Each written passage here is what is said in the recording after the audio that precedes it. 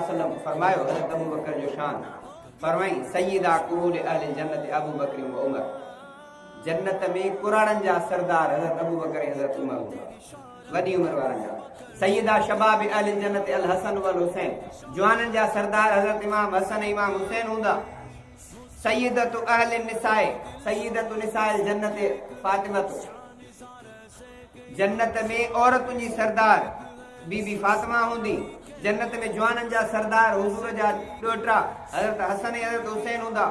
जन्नत में कुराड़न जा सरदार हज़रत अबू बकर हज़रत उमर हुंदा सय्यदा शबाब अहल जन्नत ऐं सय्यद शुहदा शहीदन जो सरदार हजूर जो चाचो हज़रत अमीर हमजा हुंदा इस्लाम पहिरीं चैन शख्सियतुन आंदो औरतुन में हज़रत बीबी खदीजतुल कुबरा आंदो नौजवानन में हज़रत अली साईं के चंदा 10 सालन जो के चंदा 11 सालन जो नंढड़ी उम्र वडी उम्र वारन में हज़रत अबू बकर गुलामन में हज़रत ज़ैद हुजूर जो गुलाम हो हाणे इन चैनी में घरवारी मने यो कमाल कोने घरवारी आ गुरस जो उन जे किरदार जी खबर थस सौट ईमान आणे चंगी शे आहे वडो कमाल नाहे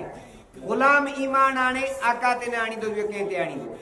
पर हज़रत अबू बकर न गुलाम हो न को ताबेदार हो न कुछ पाण वडो मालदार हो हुजूर जी गाल बुधी बिना डिठे तस्दीक कई वडो ईमान